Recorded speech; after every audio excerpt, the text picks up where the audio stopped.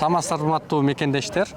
Мен азыр Бишкек шаарындагы Мурас Орду жаңы конушунда турам. Туугандар, биз азыр өзүңүздөр билгендей Бишкек шаардык кеңешинин депутаты болуп шайладыңыздар. Мына ушул маселеде өзүбүздүн ишмердүүлүгүбүздү жүргүзүп баштадык. Анан азыр биздин каналга, биздин ушул артыбыздан биздин ишмердүүлүктү мындан ары жүргүзүүдө бир аз үйрөнөйүн, практикалайын, ушул элге кызмат кылганга өзүм бир аракет кылайын деген маселе менен Уметов Марлен деген жигитти сиздерге тааныштырып коеюн. Анткени азыр биз ушул шаардын маселесинде, Бишкек шаарындагы көйгөйлөрдү көтөрүүдө мындан ушул журналист катары эмес, ушул депутат катары маселени көтөрөбүз, маселени коебуз. Ошол учурда биздин ишмердүүлүктү ушул шаарда ушул Марлен инибиз бир аз үйрөнүп, сиздерге кызмат кылып берет деген ойдобуз. Анан алдыда буюрса, Кыргызстандын башка аймактарына дагы, башка дубандарга дагы барып маселелерди көтөрөбүз. Ал жакта журналист катары иштеп, буга чейин кандай иштесек ошондой эле ишмердүүлүгүбүздү жүргүзөбүз. Ал эми Бишкек шаарында Марлен иним өзүнүн ушул биз менен чогуу маселелерди көтөрүп, ушул эркин журналистикага, журналисттин вазыйпасына мындай кызыгып аткан кербези. Андыктан биздин каналдан буюрса Марлен дагы берүүлөрдү, ушул биздин ишмердүүлүк жөнүндө маалыматтарды чагылдырып турат. Ассаламу алейкум туугандар. Азыркы учурда биз Бишкек шаарынын чекесинде жайгашкан. Сизге буюрса алдыда ушул шаардагы маселелерди жакшы элдин үнүн жеткизет. Аябай аракетчил жигит экен. Сөзсүз түрдө буюрса, элдин үнүн, бардык элдин үнүн ачыкка чыгарып жеткиргенге аракетибизди ар дайым кылабыз. Азыркы учурда биз Бишкек шаарынын чекесинде жайгашкан жаңы конушта турабыз. Ал эми бул жактагы жаңы конуштун ээлеринде балык чарбачылыгы жана ошону менен бирге эле бул жакта жол, бул суу проблемалар болуп жатыптыр. Бул көйгөйлөрдүн бардыгын чечүү үчүн жеринен эл менен баарлашып, элдин көйгөйүн угуп кетүү үчүн атайын келдик. Анда эмес азыр элдин көйгөйүн угуу үчүн сиздер менен чогуу барабыз.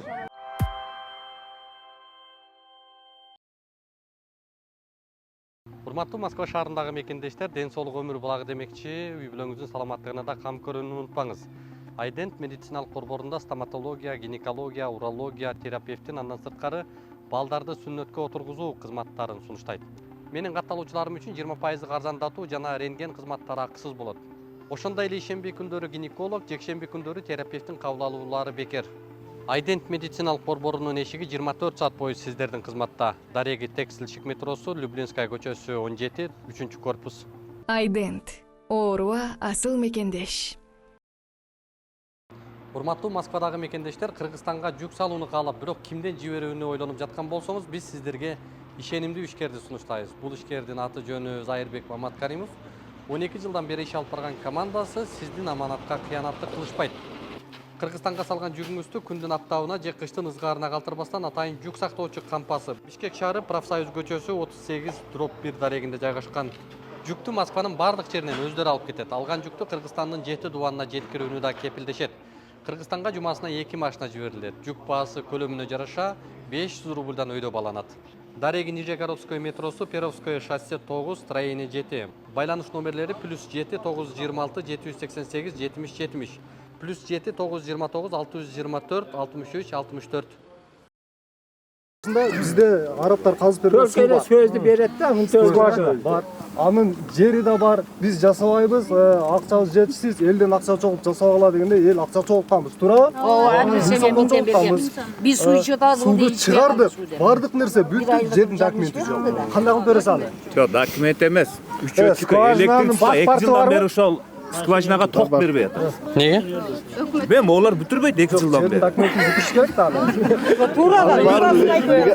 Капасъемка полный, законный болуп бүткөн да. Арабтар жерин бетиге чыгарып берди, биз дальше эл өзү акча чогултуп маяктарга кошуп келип бүт эме кылдык. Эл өзү Ашар менен дейсиз. Проект жок дем. Булар айткан, проект жок. биз жерин бетине чыгарып беребиз, калганын өзүңөр кылгыла деген. Биз өзүбүз кылдык, ток бербей атат. Даяр суу азыр мына. кошулуп турат. Үчөчүгүн жакында ким чечип Кече суу жарылып калып, суу проблема болгондо жөн эле промой Үчөчүгүн да чечип кетти. кошуп койду. Мтудан чечип Не болду? Мтудан эмес, РС Чечип кетти үчөчүгүн. Жок, силер реске алып баргыла да документ алып барсаңар бере алар. Силер алып барбай атпайсыңар бу жака документ. Айтпай булар даже. ошонун документин качан бересиздер? 2 жылдан бери неге мыйзамдаштайсыз? Мыйзам Не тоскоол болуп атат? не тоскоол болуп атат? Ошону биз могу айыл башчыга айта берип какшап бүттүк могу. Не тоскоол болуп атат десек айта албай келет бизге. Айылбаштын негизи эч ким Мына Нурали. Суу өтсө свет өсө Нурали түнкү саат 1де деле Нурали бул нормально уктай албай калды. Силерге барып деле айтса эч ким укпайт укпайбы. Даяр биз зымдарыга чейин алып барып шундой киргизип койдук чөчүк жок. Чоң деле Нурали. Не болуп атат? юридический вопростор бар. Анткени тиги наркы Угалыбы эме бар го, арыктын жээгинде жол турбайбы? Ал именно арык, а берки жер өзү жол болуш керек экен. Планда, ген планда. А биз ошол арабтар келгенде ошол жерге сууну бурт этип коюлган экен да. Жолдун үстүнө. Бирок жол жок аякта. Жол болчу жерге.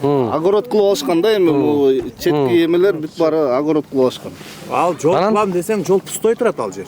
Көрсөтөйүнбү апар азыр? Азыр жок, мына маселени уксаңыздар. Мен түшүнүп атам, ал жанагы арык тазалай турган жол экен ал. Кийин эле жол болуп калып атпайбы? Ал жагында жол. Жок, азыр сиздер эмнени кыла албай атасыздар? Не тоскоол болду? 4 машина Мыйзамдаштырыш керек анын баарын. Трансформация кылыш керек кандай? Бизде айыл өкмөт кезинде арабтар мындай болгон да. Эми азыр шаарга өткөндөн кийин ичине башкачараак болуп атпайбы? Айыл өкмөт кезинде биз арабтар менен сүйлөшкөндө алар документация жагын өзүңөр алып баргыла дечи. Биз только салып беребиз, бурут этип беребиз. Ошо менен эле иш бүтчү да. Анан калган документациясын баарын дайындап койгонбуз. Именно берди азыр толук маалыматым жок экен, бир документи жетишпей калган да, ошон үчүн эмете албай атабыз. Анан жанагы спорный жер болуп калган да. Адам бөлүп бериш керек да, кызматкер бөлүп бериш керек да. населениеге карайт экен алар. Ооба да. Бул жер мектеп катары иштейт азыр бул жер, фак. Мектеп катары иштейт. А биягыңыздар дагы мектеп. Байдын үйдө эле мектебибиз бар болгон. Мен өзүм деле ошол жерде иштейм. 1ден 4кө чейин гана окуучулар ошол жерде. 1ден 4кө чейин 300 смена окуйт. 290 нечте бала бар азыр. 300ге бир 3 кетип эле жетпейт. Так, ошолго 300 окуучу бар да.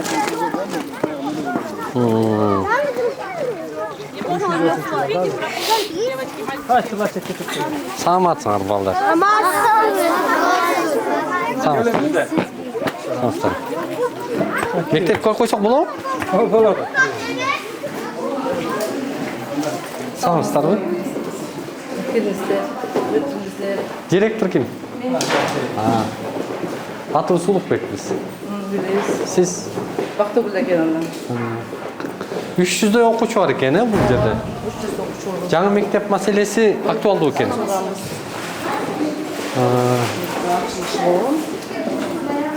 1ден 4кө чейин. 1ден 4кө чейин далан начальник класста окуйт да, 1ден 4. 3 смена менен окуйт экен, а? Ооба, 3 менен.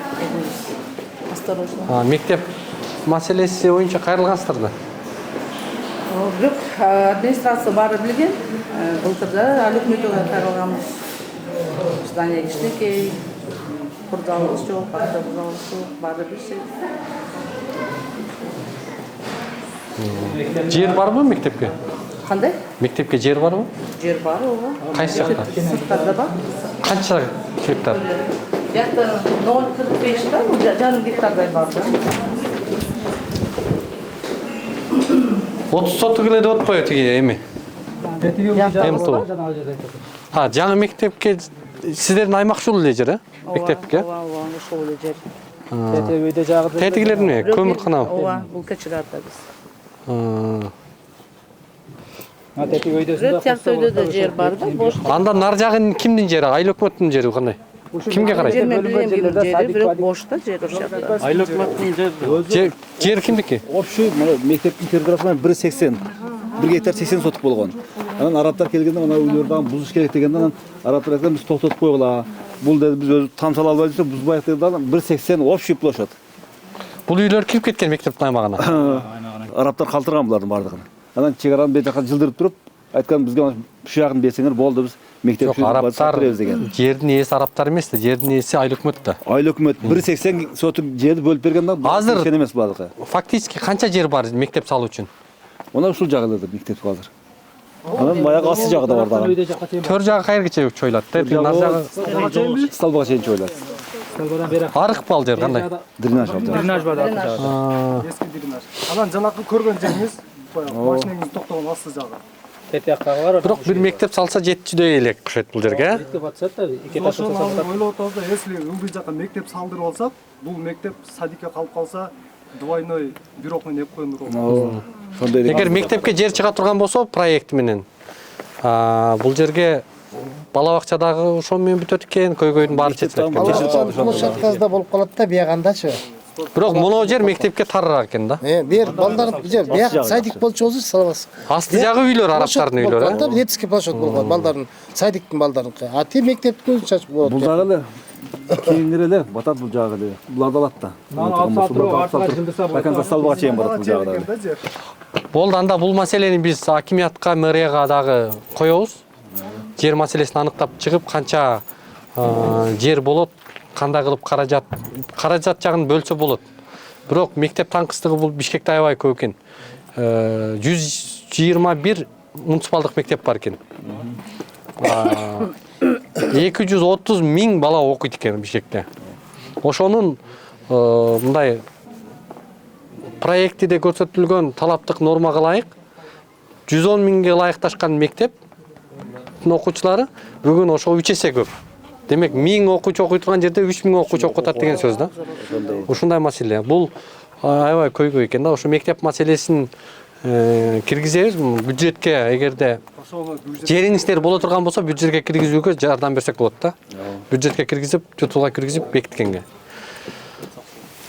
Мунустарды эске алдык. Анан жериңиздер жок экен, бирок мен азыр сиздерге айта албайм, мектеп түшөт депчи. Бизде парк боло турган жерлер дагы бар да, антен аркы жагындачы ал жакта эле сатып жүргөн да. Ошо эл биримдикте бир карап жер маселесин чечсеңиздер, айлык өкмөт менен проблемасын чечип берсек жакшы болот. Түшүнүктүү. Анан мектеп боюнча бир-эки ата-энелерден сөз чыгып атат, жана тамак аш маселесинде эт жок деген маселе. Анан боорлорго акча сурайт деген маселе болот. Жок, бизге боор эч кандай мектепте акча. Ошол нерселерди өзүңүз көзөмөлдөп коюңуз. Боорубуз бар, тряпка полностью мугалимдерге беребиз да. Ата-энелерден акча чогултуп атат деп азыр бизге арызданатпайбы? Андай жок, бизде жок. Ар бир мугалим ошондой ошо. Бир тыйын ата-энеден сурабайбыз, чогултпайбыз. Жакшы ийгилик каалайбыз эми. Ушундай кичинекей мектепте абдан жакшы иштеп атыпсыздар. Актовый залда строитель. Комплекстүү түшүрүш керек да сиздерге. Чоң мектеп, спорт залы менен. Жакшы, айлыгыңыздар көбөйүп атабы, жакшы? Жакшы.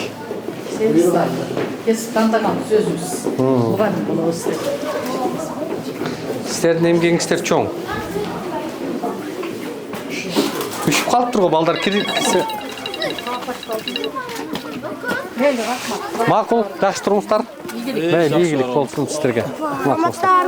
Жакшы окугула.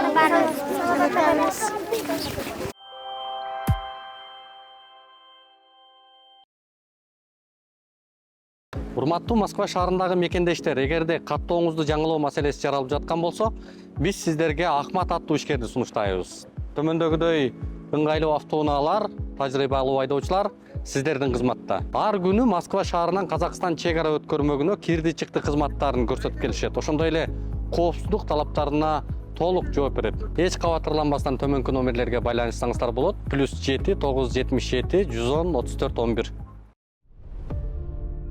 Урматтуу туугандар, мен азыр Техноплаза дүкөнүндө турам. Эгерде сиздерге тиричилик техникалары кызык болуп аткан болсо, анда мага көңүл буруп турсаңыздар, баарын сиздерге деталдуу көрсөтүп берем. Мына өзүңүздөр көрүп тургандай бул жакта кер жуучу машиналардын түрлөрү, дүйнөлүк бардык брендтин формаларын, көлөмдөрүн жана сапаттарын тапсаңыздар болот. Сиздин ашкананын көркүнө көрк кошо турган, сиз каалаган дизайндагы муздаткычтардын сапаттууларын жөндүү баада дал ушул дүкөндөн тапсаңыздар болот. Ошондой эле үйүңүздү жаңы бүтүп, заманбап духовкалардын түрлөрүн издеп аткан болсоңуз, дал ушул Техноплаза дүкөнүнө келүүнү сунуштайбыз. Жалпы эле тиричилик техникалары дал ушул дүкөндө сатылууда. Дареги Чүй 279, телефондору 0774 024 777 номерлеринде.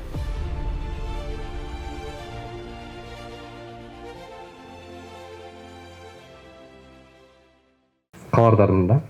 Эмне иштер болду, буга чейин кайсы процедуралар жүрдү? Мындай жөнөкөй жалпак тил менен азыр элге айтып бериңиз. Анан кийин ошого жараша биз тийиштүү сунуштарды, тийиштүү бул жакта бар 4 талапты коюп атат. Эң биринчиси мына ушул маселеде көлдүн учурдагы көйгөй жаратып аткан акыбалы. Туура айттыңыз, Улукбек мырза. Өзүңүз билгендей, бул Озерный деген Аламединский район болуп келген. Анан бизге указ, урматтуу президентибиздин указынын негизинде бул сельхоз жерлер кирбей калган да. Андан кийин өзүңүздөр билгендей мыйзам чыккан АТРдин алкагында. Ошонун алкагында бизге айыл чарба жерлери да кирди да. Ошондон баштап заниматься этип атабыз. Саламатсыздарбы? Гор кеңештин депутаттары жана Раим Ибраимович кош келипсиздер. Ошо мен сиздерге ошо кайрылуум бар эле, ошо көлдү айланасын курчатып эле, анан камера койдуруп эле ошентип токтоп калбастан ошол көлдү до конца аягына чейин ишти чыгарат деген үмүттөмүн. Өткөндө да ошо 6 декабрда жыйын болгондо ошо юрист, көлдүн юристи акционерный обществонуку шылдыңдагансыз койду да мени. Ушинтип ден соолугубуз начарлап атат, ооруп атабыз, ооруган адамдардын саны көбөйүп атат десем, сизди текшертиш керек, антиш керек, мынтиш керек деп ошончо элдин астында мени шылдыңдады да. Негизи андай эмес. Мына 2020-жылдан бери ошо ушул жака көчүп келгенден бери мынтип ден соолугубуз начарлап, буттарыбыз ооруп, ушундай оорулар аябай оорунун түрү көбөйүп атат. Сырыс болгондончу үйлөрүбүз, фундаменттерибиз уурап атат. Мисалы, нымдуулук тееп, мына бүгүн эле 14-көчөдөн бир эже бөйрөгү ооруп, мына каза болду, аз 12-де жерге берилди да. Монтип балдарыбыз кетип атат чекесинен. Ушундай мындай орчундуу маселелер көбөйүп атат, мындайча айткандачы. Мисалы, адамдын өмүрүнөн башка артык эмне бар? Мен ошо ишеништемин, ошо ынтымакта биргелешип, буюрса ошо көлдүн маселесин аягына чейин чыгарасыздар деген ишеничим бар.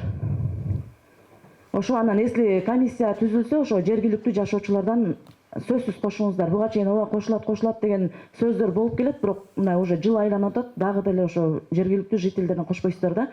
Эми акимат Раим Ибраимович, сизге кайрылып атам.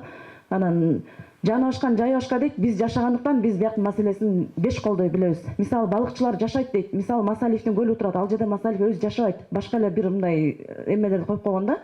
Анан өткөндө ысык көлдүн суусу менен салыштырды. Мисалы, ысык көлдүн суусу деген пайдалуу, наоборот, биз анын атайын барып ошол жактан лечение алабыз, мисалычы. А биздин көл менен ал жакты салыштырып болбойт. Анан ошо мындай көрдүңүздөр, 19 көл курчап турат Моросордону. Ошонун аягына чыгып бересиздер, ара жолдо калбайт деген ишеничтемин. Микрофон doğru süreç aklınızda. Önümüzde siz özellikle çoğunlar siz olacak kişiler kutsal toplam. Kişiler imaj çok. Bravo. Ошон үчүн сырыс деп койдук. Эгер ошондон болмаса. Биз чогулуштун алдын ала өзүбүз барып көрүп келдик да, сиздер айткан боюнча 24 саат ал жакта эч ким басып барган жок. Неге дегенде мен энемин. Для меня безопасность детей это тоже важно. Я своими глазами видела, что там ни одного человека не подошло, не посмотрело. Даже там дети из этой школы выходили. Мен эне катары ал балдарды ойлоп койдум. Биз өзүбүз Болот мырза текшерип көрдүк, ал муз кандай болот экен. Ал жакта киши жок. Бул биринчиден. Экинчиден, сиздер айтып атасыздар. Көлдү балыктар кеткенге чейин кургатабыз, анан тозобуз, ограждение кылабыз депчи. А балдар ошол учурда жооп кетиште эмне болот? Сиздерге балык важнее или дети, жизнь детей важнее деген вопрос да бул жакта. Неден бул жакта энелер бар. Аларга балдардын коопсуздугу аябай важно, это ценно, это наше поколение будущее. Поэтому кичине бул жакты серьезно карап, и ограждение до какого времени будет? Можете, пожалуйста, об этом тоже сказать? Кичинекей балдар келет да балык кармашат. Бул деле мундай тарбия бериш керек. Ал деле бирөөнүн мээнети. Аны бирөө алып келет. Мисалы үчүн бирөөнүн огородуна барып эле бир помидор огурчусун жулганга барабар да, бул делечи. Просто эле бирөөнүн мээнетин баалаш керек. Балага тарбия бериш керек. Барба, эми анан просто бала экен деп эле анан отура бергенде болбойт негизичи. Баары бир тарбия бериш керек. Андан тышкары, мынакей биз айтып атабыз. Силер айтып атпайсыздарбы тиги жерде эч ким басып келген жок деп. Силер чоң экениңерди көрдү, мисалы үчүнчү. Ал жерде акырын андан тышкары биз арендатор өзү менен дагы бүгүн дагы сүйлөшөбүз, бул жерге келген жок. Өзү менен да сүйлөшөбүз, катуу милдеттерди коебуз. Эгер аткарбаса, ал адамдар менен уже биз мындан ары иштебейбиз. Январдан баштап бизди договордор салмашат. Башка адамдарга уже более мындай жоопкерчиликтүү адамдар менен иштешкенге биз милдеттен сөзүбүздүн муз болгондон кийин балдар ойнойт деп арендаторлорубуз милдеттенме алды. 24 саат айтып атпаймынбы? Круглосуточно баарын карайбыз деп. Ал жерге камералар коюлат. Мынакей Райым Раевич менен сүйлөшкөнбүз. Сиз эки жолу билдирүү берип атасыз. Бул жак өзүм билем өтөгүмдү берем деген жоопту берип атат сиздерге. Эми ушул боюнча ошолордун реакциясына укуктук баа бергиле деп туруп укук коргоо органдарына кайрылдыңыздар? Надзорный органга. Надзорный органга общий комиссиянын чечими кеткен. Жок. Тек гана ушул коопсуздук маселеси боюнча эки жолу билдирүү берип.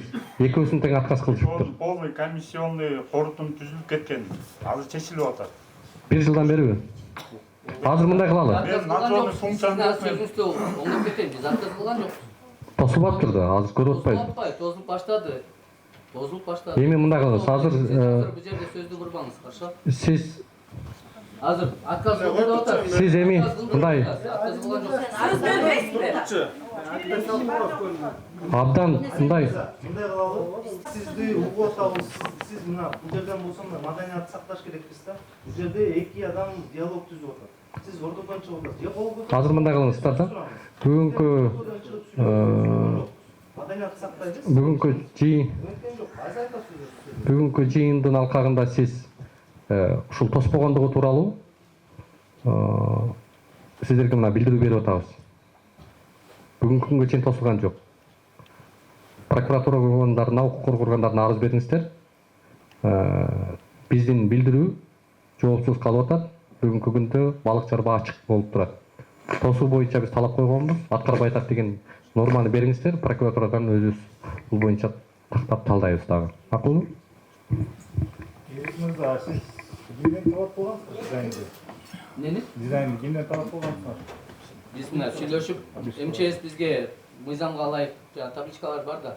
Ошондой бизге берсе, биз ошону чыгарып беребиз. Жок, биз мындай сунуш кылгам. Сунуш талап эмес, сунуш кылганбыз. Жок, биз сунуш бергенбиз. Темирден жасайлы депчи. Баннер бат эле жайында күйүп чыгып калат экен. Ким токтотот бул ишти? Баннерлер бар болчу. Азыр архитектуранда заключениясын алып коюшубуз керек. Бул жерге койгонгочу анан МЧС Азыркы учурда бул окуя боюнча дал ушул жерге шаардык кеңештин депутаттары келип, ошолор менен биргеликте протокол түзүлүп, жакынкы арада жумушчу күч топтому түзүлүп, бул жакта иштерди алып бармак болду. Ал эми өзүңүздөр көрүп тургандай, азыркы учурга чейин канча жолу кайрылуу жасалса дагы, бир дагы бул жака табличкалар коюлган эмес, эч кандай коопсуздук аракеттери кылынган эмес. Бардыгы бул иштер дагы деле ачык бойдон калып жатат. Эми жакынкы арада дал ушул шаардык кеңештин депутаттары менен биргеликте жумушчу күч топтому келип, бул жерде иш аракеттерин кылабыз деп азыркы учурда протокол түзүлдү. Демек биз буйруса бул жерде жакынкы арада жакшы иштер болуп, коопсуздугу сакталып, бул жактар королонуп, бардык иштер бүтөт деген ойдобуз. Бул иштер болгондон кийин сөзсүз түрдө биз сиздерди дагы бул иштер менен кабардар кылабыз.